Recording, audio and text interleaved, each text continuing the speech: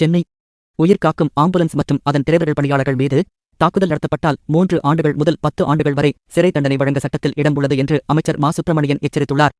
ஏற்கனவே உயிர் காக்கும் ஆம்புலன்ஸ் மற்றும் அதன் டிரைவர்கள் பணியாளர்கள் மீது தாக்குதல் நடத்தப்பட்டால் 3 ஆண்டுகள் முதல் 10 ஆண்டுகள் வரை சிறை தண்டனை வழங்க சட்டத்தில் இடம் உள்ளது. இந்த சட்டத்தை நடைமுறைப்படுத்திட தமிழக அரசை தூண்டிவிட வேண்டாம் என்றும் எச்சரிக்கை விடுத்துள்ளார். சைதாப்பேட்டையில் நடந்து வரும் உங்களுடன் ஸ்டாலின் திட்டத்தை அமைச்சர் மா. சுப்பிரமணியன் நேற்று ஆய்வு செய்தார். அப்போது செய்தியாளர்களிடம் பேசும்போது, எங்கேயாவது விபத்து ஏற்பட்டால் 8 முதல் 10 நிமிடங்களுக்குள் ஆம்புலன்ஸ் விரைந்து சென்று உயிர்களை காக்க வேண்டும். எடப்பாடி எங்கு சென்றாலும் அங்கு ஆம்புலன்ஸ் வருவதாக சொல்றாங்க. அவர் பெரும்பகுதி ஆதரவு திரட்டுவதற்கு பிரதான சாலையில்தான் செல்கிறார். இவர் ஆம்புலன்ஸ் வரும் வழியில் கூட்டத்தை கூட்டி நான் வரும் வழியில் ஆம்புலன்ஸ் விடுவதாக சொல்லியிருக்கிறார். தமிழில் இதற்கு பழமொழி உண்டு, அரண்டவன் கண்ணுக்கு இருண்டதெல்லாம் பேய் என்றெல்லாம் சொல்வார்கள்.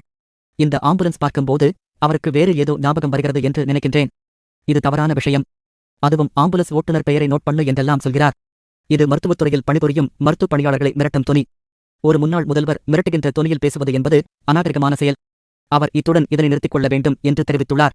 மேலும் இதுகுறித்து மருத்துவம் மற்றும் மக்கள் நல்வாழ்வுத்துறை அமைச்சர் மா. சுப்பிரமணியன் சொல்லும்போது, தமிழகத்தில் 108 ஆம்புலன்ஸ்கள் 1330 என்ற எண்ணிக்கையில் உள்ளது. இதன் மூலம் நாள்தோறும் நூற்றுக்கணக்கான உயிர்கள் காப்பாற்றப்படுகின்றன. சாலைகளில் ஆம்புலன்ஸ்கள் வந்தால் வழிவிட்டு விலகுவதுதான் உலகம் முழுவதும் கடைபிடிக்கப்படும் மரபாகும்.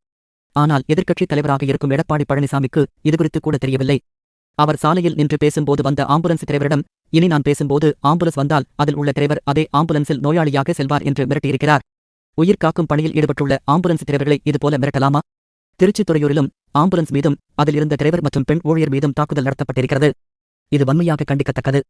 ஏற்கனவே உயிர் காக்கும் ஆம்புலன்ஸ் மற்றும் அதன் டிரைவர்கள் பணியாளர்கள் மீது தாக்குதல் நடத்தப்பட்டால் 3 ஆண்டுகள் முதல் 10 ஆண்டுகள் வரை சிறை தண்டனை வழங்க சட்டத்தில் இடம் உள்ளது. இந்த சட்டத்தை நடைமுறைப்படுத்திட தமிழக அரசை தூண்டிவிட வேண்டாம் என்று எச்சரிக்கை செய்கிறேன் என்று எச்சரித்துள்ளார்.